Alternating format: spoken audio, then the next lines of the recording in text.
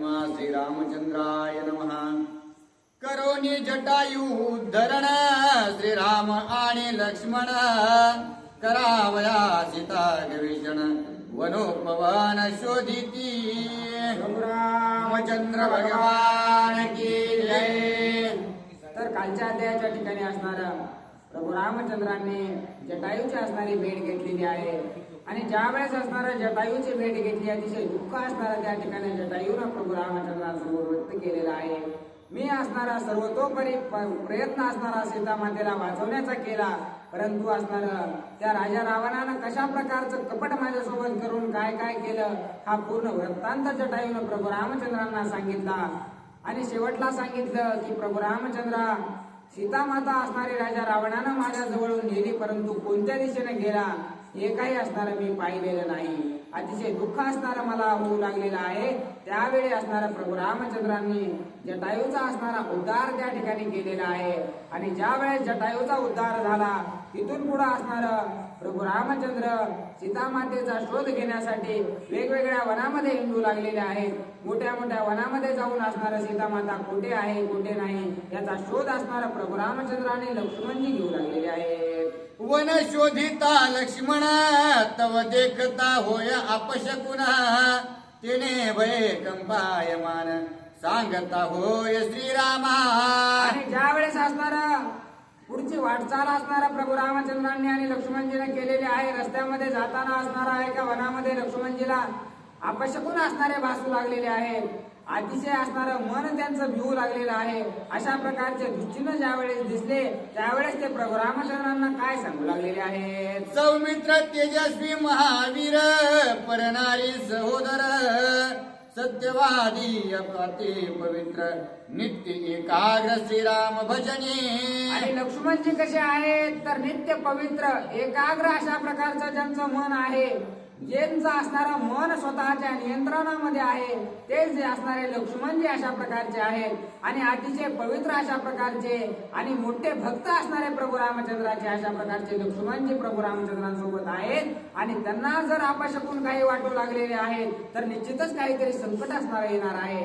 त्यामुळे ते प्रभू रामचंद्रांना काय बोलू लागलेले आहेत. त्यागोनिया धन मान रामात्य जोने श्रीराम भजना ऐसा सौमित्र अति पावन अशुभ चिन्ह अनुवादे. आणि लक्ष्मणजी कशा प्रकारचे आहेत, त्यांनी असणारा धनाचा लोभ केलेला नाही, राज्याचा लोभ केलेला नाही. स्वतःची पत्नी सुद्धा असणारे त्या ठिकाणी प्रभू रामचंद्रांची सेवा करण्यासाठी सोडून असणाऱ्या वनामध्ये आलेले आहेत.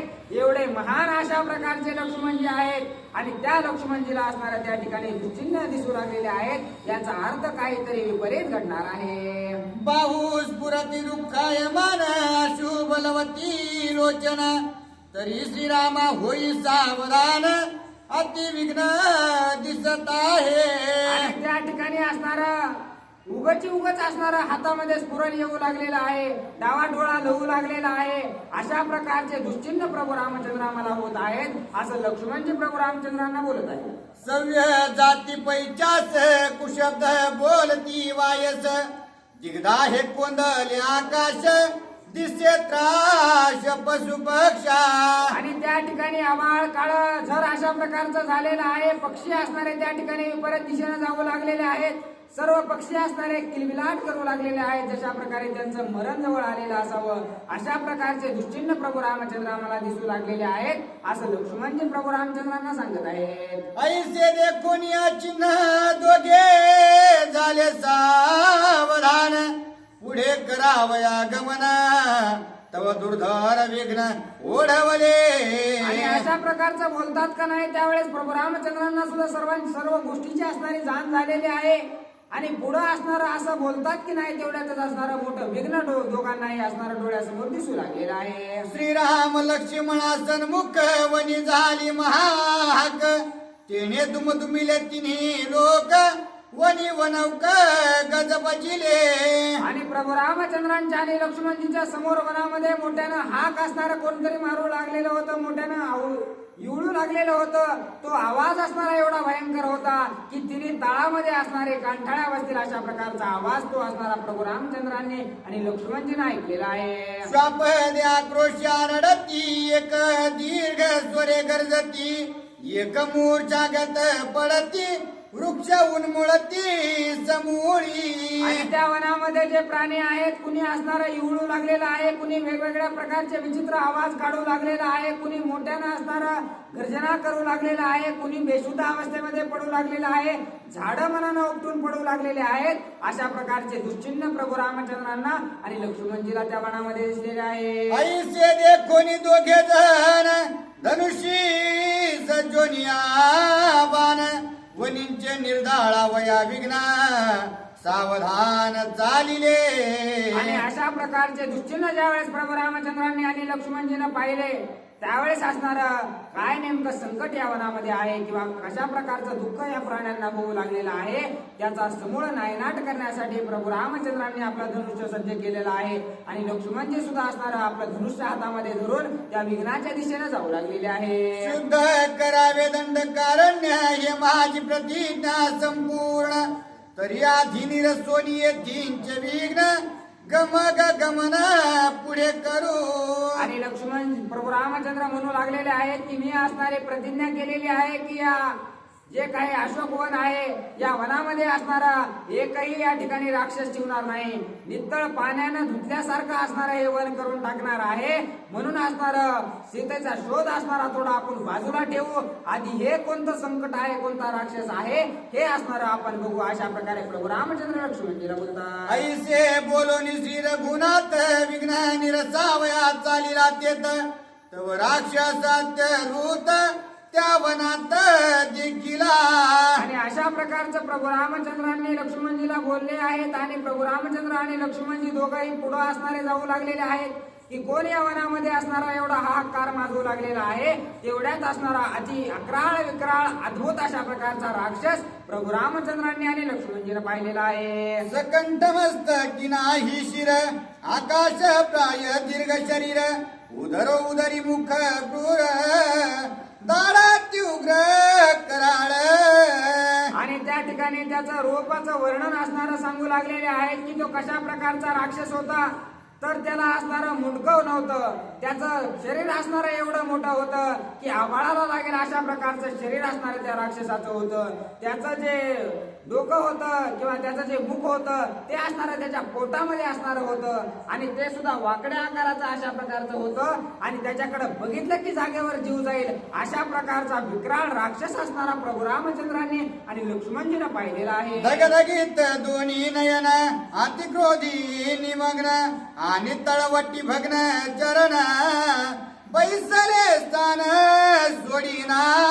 आणि अतिशय आरक्त अशा प्रकारचे त्याचे धगधगीत अशा प्रकारचे करणारे डोळे होते, मोठे मोठे डोळे असणारे त्याचे होते. खाली असणारा त्याला पायही नव्हते, म्हणजे असणारा एका जागेवर फक्त पोट आणि त्या पोटातच असणारं त्याचं मुंडकं होतं, तिथूनच असणारं पाहायचं त्याला पायही नव्हते. अशा प्रकारचा विद्रूप असा राक्षस प्रभू रामचंद्रांनी आणि लक्ष्मणजीने पाहिलेला आहे. अति सलंब दोन्ही हात एकैक बाहू योजनात हात दश दिशा भोवत कवळून खात पशु पक्षी. परंतु त्याला हात असणारे एवढे लांब होते की असणारा 1-1 किलोमीटरच्या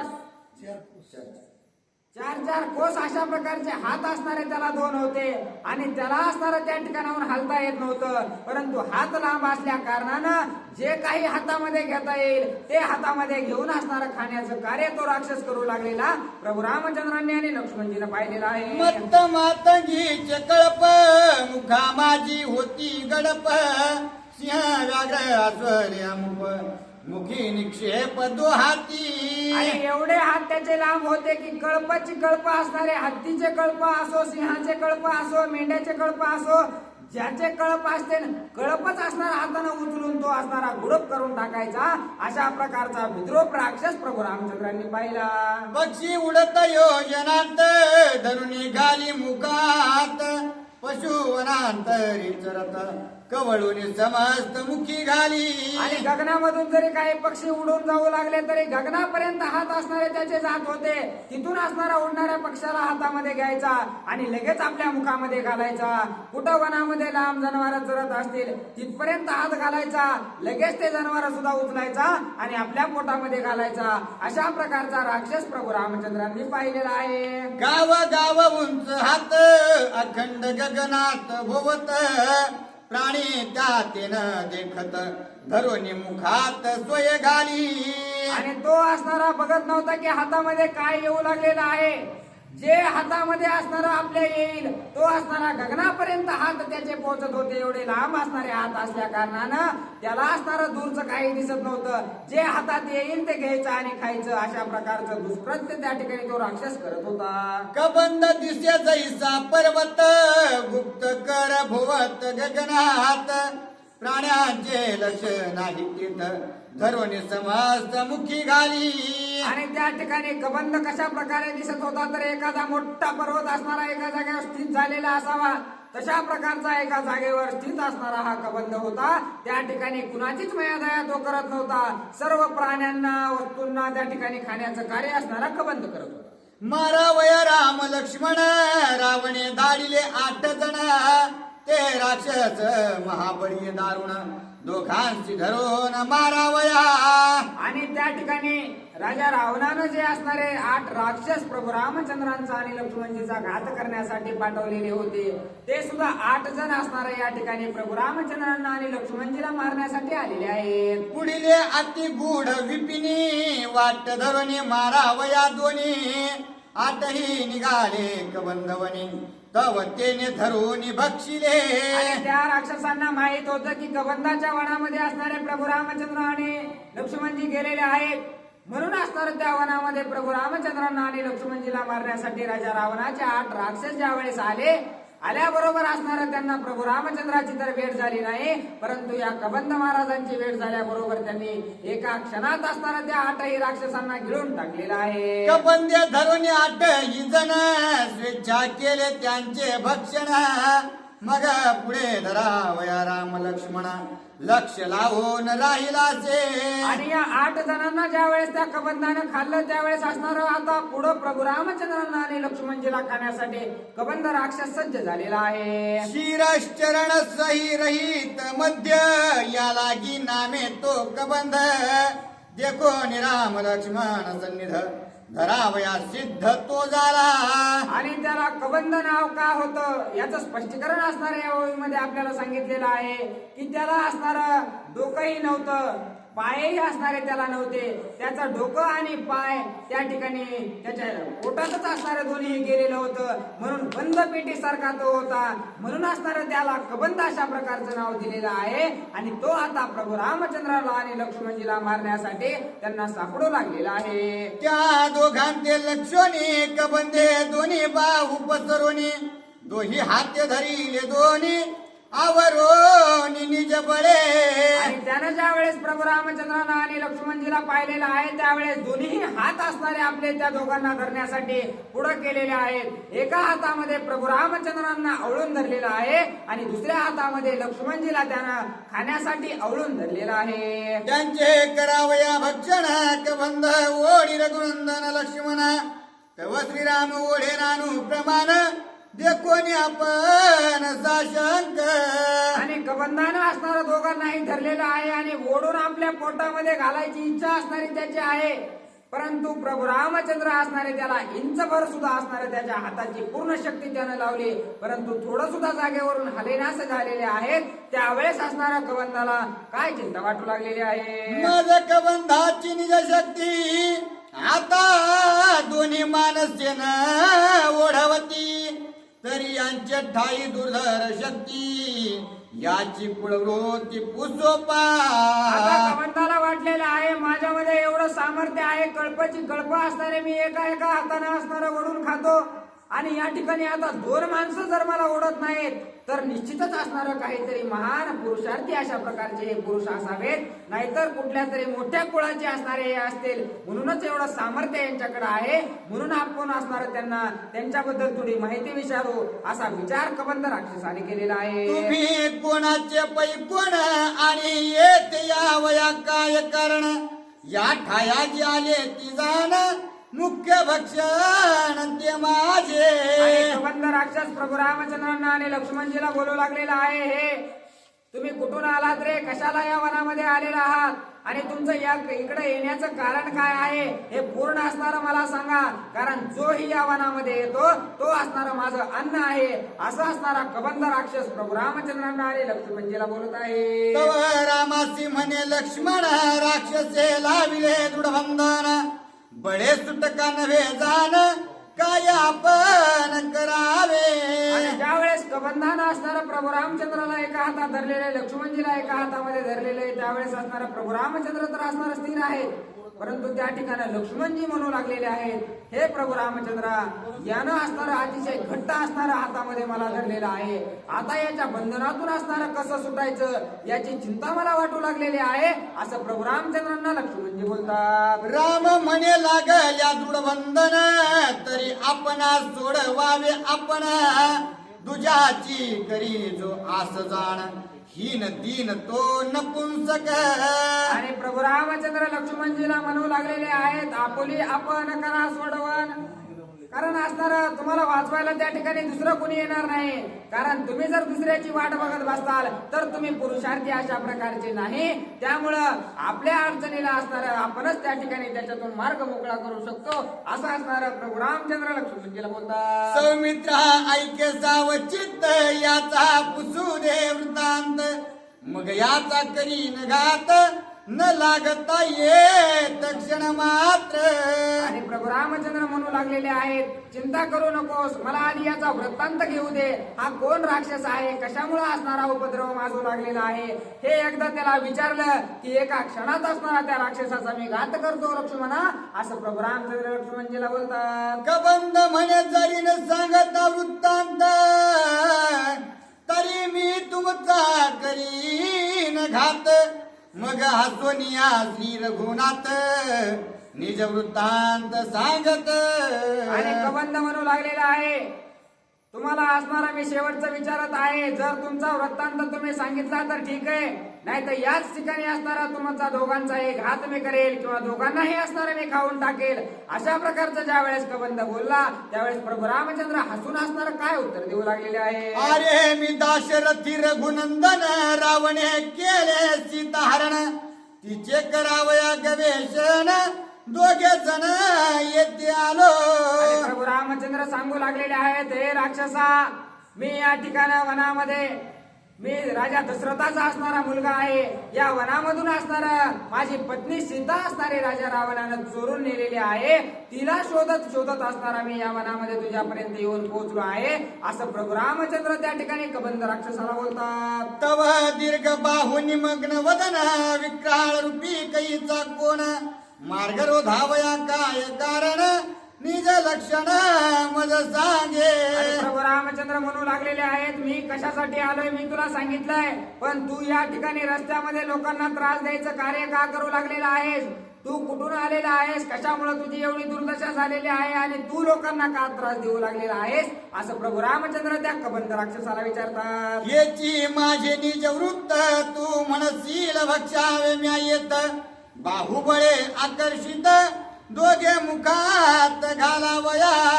आणि त्या ठिकाणी तू म्हणत असशील की तू तुझ्या असणार हाताच्या शक्तीनं आम्हाला गिळशील किंवा आम्हाला खाऊन टाकशील, परंतु ते असणारं शक्य नाही अशा प्रकारचं प्रभू रामचंद्र त्या कबंध राक्षसाला बोलतात. कबंधाती क्रोधानळी दोघाते ओढी सबळ बळी, बाहू उखडू पाहती समूळी, परी बंधूंची जाळी ओढेना. आणि त्यावेळेस कबंध राक्षसाला राग आलेला आहे, रागाच्या भरामध्ये दोघांनाही असणारा त्या ठिकाणी पूर्ण ताकदीनिशी असणारा ओढू लागलेला आहे. आणि त्यांना खाण्याचा विचार करू लागलेला आहे. परंतु सर्व शक्ती असणारे त्या कबंध राक्षसानं लावले, परंतु तिळ मात्र सुद्धा असणारे दोघही भाऊ त्या जागेवरून हलेनासे झालेले आहेत. तव लक्ष्मण म्हणसी रघुनाथा, हा तव पेटला निज घाता, तरी अशी वधावे शीघ्रता, विलंब आता करू नये. आणि लक्ष्मणजी त्यावेळेस असणार त्याच्या हातामध्ये असणारा बंद मुठीमध्ये दोघेही अडकलेले होते. त्यावेळेस लक्ष्मणजी प्रभू रामचंद्रांना म्हणू लागलेले आहेत, हे प्रभू रामचंद्रा, तुम्ही असणारा याला मारण्यासाठी आता वेळ लावू नका. यानं असणारा अतिशय घट्ट अशा प्रकारचं धरलेलं आहे, याचा घात लवकरात लवकर करा अशी विनंती लक्ष्मणजी करू लागलेली आहे. श्रीराम सांगे आपण यासी तव नाहीत चरण, बाहुबळे हा सबळ पूर्ण त्या आपण छेदाव्या. आणि प्रभू रामचंद्र लक्ष्मणजीला म्हणू लागलेले आहेत की आता त्याला तर असणार पायही नाहीत, मुंडकंही असणार त्याच्या पोटात गेलेले, त्यामुळं त्याचं जे काही बळ आहे ते असणार या हाताच्या जीवावर आहे. कारण एकदा त्याचे हात कापले की त्याला असणार त्या ठिकाणी कोणत्याच प्रकारची शक्ती त्याची चालू शकत नाही, म्हणून आपल्याला त्याचे हात कापावे लागणार आहेत असं प्रभू रामचंद्र लक्ष्मणजीला सांगत आहे. आम्हा दोघांचे धरून येत याचे याने गोविले हात, तरी याच्या भुजा छेदून येत सावचित्त निज खरगे.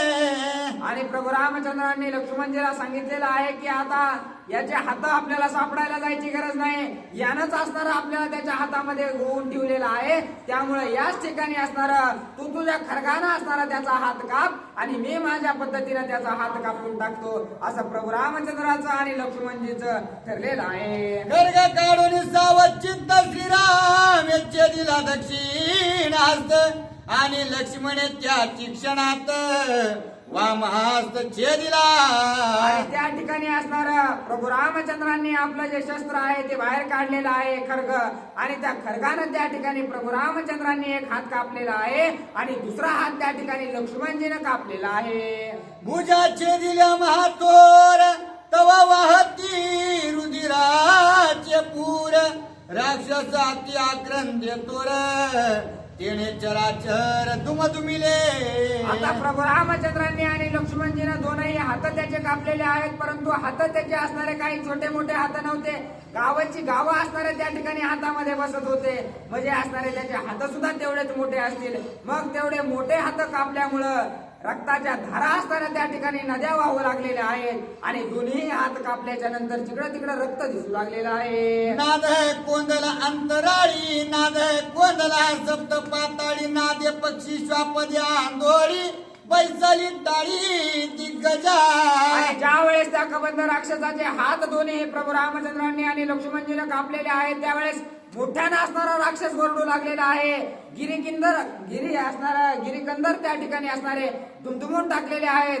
सर्व दिशांना असणारा त्या राक्षसाचा आवाज घुमू लागलेला आहे. काय राक्षस कंपाय मान, तुम्ही दोघे काय राम लक्ष्मण, केले माझ्या भुजांचे छेदन, आणि कांसी जाण न तुटती. आणि आता असणारा त्याला कळू लागलेला आहे की खरंच असणार हे प्रभू रामचंद्र आणि लक्ष्मणजी आहेत, कारण आधी त्यांनी सांगितलं होतं की मी प्रभू रामचंद्र, मी लक्ष्मणजी आहे, पण आता ज्या वेळेस हात कापले त्यावेळेस असणारा त्याला विश्वास पटलेला आहे की तुम्हीच असणारे प्रभू रामचंद्र आणि लक्ष्मणजी आहात का, असं असणारं त्या ठिकाणी कबंध राक्षस प्रभू रामचंद्रांना आणि लक्ष्मणजीला बोलत आहे. अंतर्के माझ्या भुजा जाण, लक्षू जाण श्रीराम लक्ष्मण, आणि कान करवे छेदन, मूर्छा पण दे कोणी. आणि त्या ठिकाणी प्रभू रामचंद्रांना आणि लक्ष्मणजीला तो राक्षस बोलू लागलेला आहे की माझे हात कापण्याचं सामर्थ्य असणारे या जगामध्ये कुणालाही नाही, कारण ते सामर्थ्य फक्त प्रभू रामचंद्रांना आणि लक्ष्मणजीला आहे, आणि तेच प्रभू रामचंद्र आणि लक्ष्मणजी तुम्ही आहात. म्हणून असणारा त्या ठिकाणी त्या दोघांना पाहिल्याच्या नंतर त्या कबंध राक्षसाला चक्कर आलेली आहे. आणि कान कळे माझी गोष्टी, आणि कमद देखता दृष्टी, मूर्छा पण पडती सृष्टी, ते उठा उठी मी भक्षी. आणि कबंध राक्षस म्हणू लागलेला आहे की आतापर्यंत महान महान अशा प्रकारचे योद्धे या वनामध्ये आले, परंतु मला नुसतं असणार डोळ्यानं पाहिलं की त्या ठिकाणी चक्कर येऊन पडत होते. काही जण तर जागेवर आपला प्राण सोडत होते.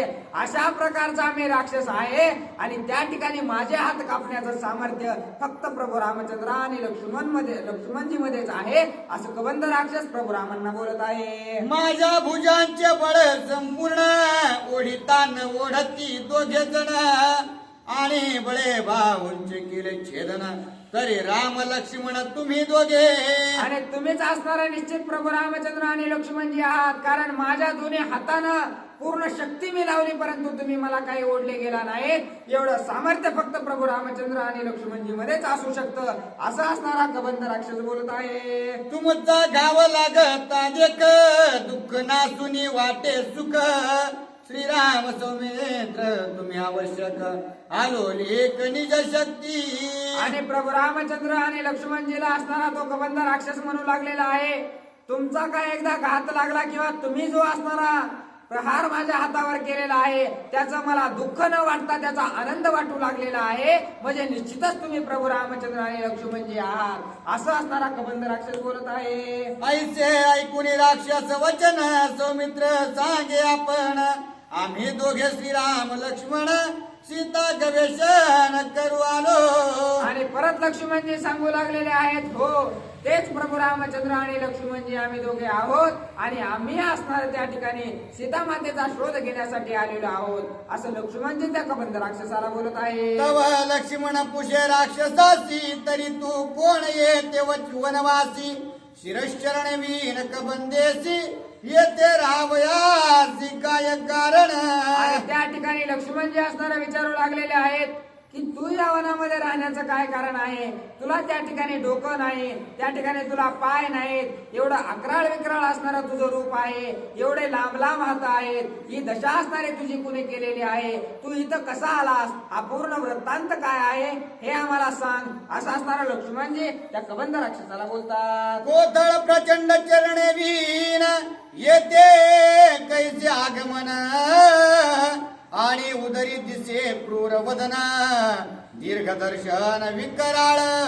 आणि त्या ठिकाणी एका चेंडू सारखा एका जागेवर बसलेला आहेस, तुला असणारं पायही नाहीत आणि अतिशय असणारं वाईट असणारं त्या ठिकाणी तुझं मुख सुद्धा केलेलं आहे, एवढी दुर्दशा होण्यामागचं काय कारण आहे, असं असणारा लक्ष्मणजी विचारू लागलेले आहे. येथे तुझ्या मुखाहाती पशु पक्षा झाली शांती कवळोनी श्वापदे दोन्ही हाती ऐसा ती क्षुधार्थी तू कोण. अरे एवढं तरी तुझं पोट मोठं कशाने झालेलं आहे, अरे या जंगलामध्ये तो पक्षी सुद्धा ठेवले नाहीस, सर्व प्राणी सुद्धा असणारे त्या ठिकाणी गिळून घेतलेस, एवढी असणारी भूक तुला कशी लागते, अशा प्रकारे असणार लक्ष्मणजी विचारू लागलेले आहे. ऐकोनी लक्ष्मणाचे वचन राक्षस सोय संतोषोन मग पुढे पूर्व विधान सोय सावधान सांगत. आणि अशा प्रकारचा ज्यावेळेस लक्ष्मणजीने त्याचा वृत्तांत विचारला त्यावेळेस त्या राक्षसाला सुद्धा सांगण्यास आनंद वाटलेला आहे आणि त्याचा पूर्व वृत्तांत कशा प्रकारे तो राक्षस झाला, काय काय त्याचं घडलं ते पूर्ण असणाऱ्या लक्ष्मणजीला सांगण्यास सज्ज झालेला आहे. कश्यपाची प्रिय पत्नी दिती आदिती आणि दनी जे का रूपे श्री समानी ते माझी जननी श्रीरामा. आणि त्या ठिकाणी असणार कश्यप ऋषींच्या 3 पत्न्या होत्या, दिती आदिती आणि दनी, या 3 असणाऱ्या प्रिय पत्न्या त्यांच्या होत्या, त्यांच्याच त्या 3 पत्न्यापैकी दनीचा असणारा मी मुलगा आहे, असा असणारा कबंध राक्षस त्याचं जे काही कुळ आहे तो प्रभू रामचंद्रांना आणि लक्ष्मणजीला सांगत आहे. तरी त्या धनुचा पुत्र मी प्रिय पूर्ण याला गी माते म्हणती धनु रूपे मदन मोहनु सबळे पूर्ण बळवंत. आणि त्याच असणाऱ्या धनुचा मी त्या ठिकाणी पुत्र आणि त्या धनुचा पुत्र असल्या कारणानं मी अतिशय शोभायमान अशा प्रकारचा होतो, अतिशय शौर्य असणारं माझ्याकडे होतं, पुरुषार्थी अशा प्रकारचा मी होतो, बळवंत अशा प्रकारचा मी होतो, असं असणारं प्रभू रामचंद्रांना तो कबंध राक्षस सांगत आहे. रूप यौवन संपत्ती अंगीच्या बळाची उद्धती नाना वदन विकट वृत्ती ऋषी वनांती भेडसावी. आणि त्या ठिकाणी असणारा सर्व गोष्टींना असणारा संपन्न मी होतो, धनानं संपन्न होतो, दिसायला चांगला होतो, शौर्यवान होतो, बलवंत होतो. त्याच्या सामर्थ्यानं असणारा त्या ठिकाणी मला उन्माद झाला. त्यामुळे असणार मी जे वनामध्ये ऋषीगण यायचे त्यांना असणारा उगच भेडवायचो, त्यांना त्रास देण्याचं कार्य मी करायचो, असं असणारा कबंध राक्षस प्रभू रामचंद्रांना सांगत आहे. तुळशिरा महाऋषीसी वनी वेचिता वन फळांसी मी अधोमुखे भेडचा विद्यासी तव तेने क्रोधावे शिशा पिले. आणि त्या ठिकाणी असणारा तुळशिरा नावाचे एक ऋषी वनामध्ये असणारे झाडाचे पडलेले फळं वेचू लागलेले होते. त्यांना असणारा उगच वाकडं तोंड करून असणारा मी भेडवण्याचा प्रयत्न त्या ठिकाणी केला. मग असणारा त्या ऋषीनं काय केलं? विक्राळ मुख योजन कर चरण रहित स्थूळ शरीर उदरा माझी निमग्न शिर होसी अघोर राक्षस. आणि त्या ऋषींना असणारा विनाकारण ते झाडाखालचे फळं वेचित होते, उगच त्रास दिल्यामुळे त्यांना असणारा राग आलेला आहे. आणि त्यांनी रागाच्या भरामध्ये मला अशा प्रकारचा श्राप दिला की तू असणार अकराळ विक्राळ तुझं रूप होईल. त्या ठिकाणी तुझं जे मुंडकं आहे ते असणार पोटामध्ये जाईल आणि तुला मोठे मोठे असणारे हात त्या ठिकाणी प्राप्त होतील आणि अतिशय अकराळ विक्राळ अतिशय भयानक अशा प्रकारचा राक्षस होऊन तू राहशील. अशा प्रकारचा श्राप मला त्या ऋषीने दिला, असं असणार कबंध प्रभू रामचंद्रांना सांगत आहे. मग त्याचे धरुणी चरण उशाप मागितला आपण करिता सीता गवेषणा राय लक्ष्मण वनायती. आणि ज्या वेळेस त्या ऋषीने मला श्राप दिला त्यावेळेस मला माझी चूक कळाली, म्हणून असणार मी त्या ठिकाणी त्या ऋषींचे पाय धरले, त्यांना विनंती केली. विनंती केल्याबरोबर असणार त्यांनी मला उशाप दिला की तू ज्या वनामध्ये जाशील त्या ठिकाणी प्रभू रामचंद्र आणि लक्ष्मणजी येतील आणि ते तुझा त्यातून सोडवणूक असणार करतील. अशा प्रकारचा उशाप मला त्या ऋषीने दिला, असं कबंध राक्षस बोलत आहे. त्यासी तू धरिता भक्षणार्थी ते दोघे दोन्ही बाहू छेदिती तेव्हा तू पावसी उद्धार गती ऐसी वरदोक्ती ऋषी वदला. त्या ऋषीनं शाप दिला होता, परंतु असणारा वरदान सुद्धा त्या ठिकाणी मला त्यांनी दिलं की ज्या वेळेस प्रभू रामचंद्र आणि लक्ष्मणजीच्या हातानं तुझे दोन्ही हात कापले जातील त्यावेळेस असणारा तू या सर्व जन्म मरणाच्या फेऱ्यातून त्या ठिकाणी मुक्त होशील. अशा प्रकारचा आशीर्वाद मला त्या ऋषीनं पुन्हा दिला, असं असणारा कबंध ऋषी राक्षस सांगू लागलेला आहे. आणि एक माझी उद्धती ते मी सांगे तुम्हा प्रती मज तुष्टला प्रजापती तपोनुवृत्ती संतोषोनी. आणि हे तर एक चूक असणारे माझ्याकडून झालेलीच होते, परंतु आणखीन एक असणारा महाभयंकर मूर्खपणा मी केलेला होता. त्या ठिकाणी मी अतिशय असणारं तप मोठं केलं आणि मोठ्या तपाच्या सहाय्यानं ब्रह्मदेवाला त्या ठिकाणी प्रसन्न करून घेतलं आणि त्यांनी असणारा मला काय आशीर्वाद दिला, काय वर दिला हे असणार पुढच्या गोष्टीमध्ये.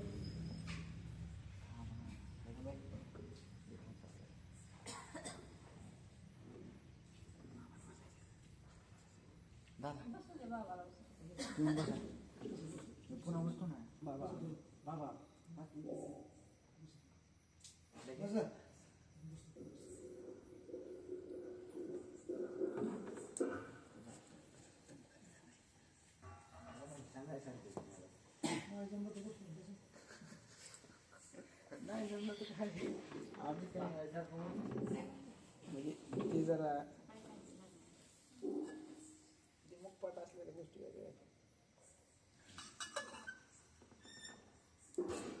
प्रभु रामचंद्र भगवान की जय. तबे प्रसन्न केला विधाता ब्रह्मशाप निवारे म्हणता बीज शापे नचले सामर्थ्यता मने नान्यता ऋषी भाषित. प्रभु रामचंद्र भगवान की जय. असं असणार त्या ठिकाणी जो कबंध आहे तो कबंधाला असणारं मुक्त करण्याचं कार्य प्रभू रामचंद्रांनी केलेलं आहे. आणि पुन्हा कबंध आपली सर्व माहिती जी आहे ते सांगू लागलेलं आहे की हे प्रभू रामचंद्रा, मी पुन्हा असणार मला शाप मिळाल्यानंतर मी जो काही ब्रह्मदेव आहे त्या ब्रह्मदेवाला सुद्धा प्रसन्न करून घेतलं होतं आणि त्या ब्रह्मदेवाला प्रसन्न करून घेतल्यानंतर त्यांनी मला काय सांगितलेलं आहे? न निवारवे ऋषी शापाचे मग मागितले दीर्घायुष्याचे ब्रह्मयाने देवोनी त्यावरासे अदृश्य से तो गेला. आणि पुन्हा एकदा असणार त्या स्थूळ शिरा जे काही ऋषी आहेत ते अत्यंत वयोवृद्ध होते आणि ते खाली वाकून असणार आहे, कारण कुवड निघलेलं असते वय झाल्यामुळं, आणि त्याच्यामुळं त्यांना वाकडं दाखवून असणारं ते ज्यावेळेस असणारा कबंध खाऊ लागलेला होता किंवा त्यांना वाकडं दाखवला गेला होता, त्याच्यामुळे त्याला असणारा शाप तशा प्रकारचा दिला होता की जशी असणारी तू माझी त्या ठिकाणी वृत्ती केलीस तशाच प्रकारे असणार तुझं शरीर होईल. मग त्या शापाच्या निवृत्तीमुळे ब्रह्मदेवाची तपश्चर्या केली आणि ब्रह्मदेवाला सांगितलं की मला जो काय असणारा शाप या स्थूळशिरा ऋषीने दिलेला आहे तो असणारं निवारण करा. परंतु ब्रह्मदेवाने सांगितलं की एकदा सज्जनाने साधू संतांनी जर श्राप दिला, काही जर ते बोलले तर त्यांच्या शब्दाच्या पलीकडे भगवंत जाऊ शकत नाही, तर मी असणार निश्चितच त्या गुरुवाऱ्यांचा असणारा शाप निवारण करू शकत नाही. मग त्यांनी ते सांगितलं, परंतु मग ते त्यांनी दिलं नाही म्हणून मी त्यांच्याकडून असणार म्हणजे खूप दिवस मी जागावं अशी अपेक्षा केली आणि त्यांनी मला असणार तशा प्रकारचं वरदान प्रदान केलं आणि त्याच्यामुळं कित्येक तरी दिवस झाला असणार अशाच प्रकारचा एका जागेवर बसून मी अत्यंत भयंकर कृत्य करीत आहे असा असणार त्या ठिकाणी कबंध प्रभू रामचंद्रांना सांगतात. वावया ब्रह्मशाप प्राप्ते गर्व वाटला माझे चित्ते तव चिरंजीव त्रिजगतेंद्राधिकिते मज पुढे. बरं आता कित्येक तरी दिवस असणार मी जगणार आहे, मला असणारा ब्रह्मशाप आहे की तू अशा प्रकारे असणारा या असं असणारं शरीर घेऊन राहशील आणि खूप दिवस मला जगायला भेटणार आहे म्हणून अत्यंत असणारा उन्माद मला झालेला होता आणि त्याच्यामुळे इतका उन्माद झाला की जे काही इंद्रादी देव आहेत ते सुद्धा असणारा मला अत्यंत चिल्लर अशा प्रकारचे वाटू लागले. ऐसिया गर्वाची उद्धते घ्यावया त्याची स्वर्ग संपत्ती झाली इंद्रपदाची प्राप्ती मज शाप शचीपते कोपला.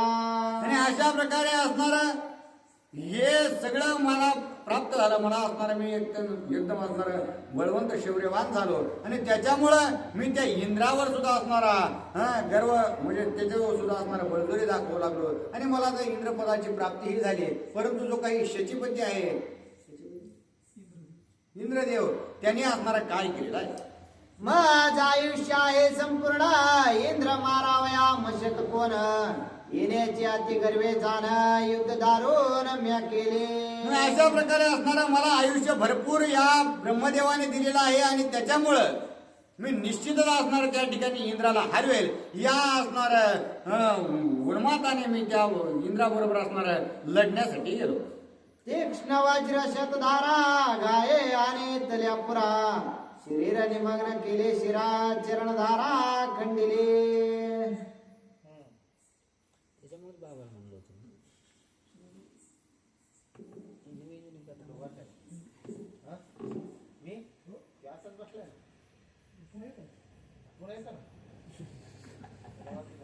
तुम्ही पुढं व्हा, मी येतो. माझा चष्मा हरवलाय हो. चष्मा आंधळाचा दिसतो. आंधळाचा काय उपयोग आहे?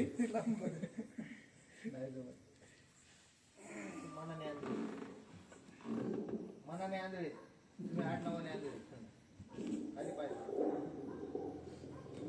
कबंदाच्या पुढे येते ना प्रभू रामचंद्र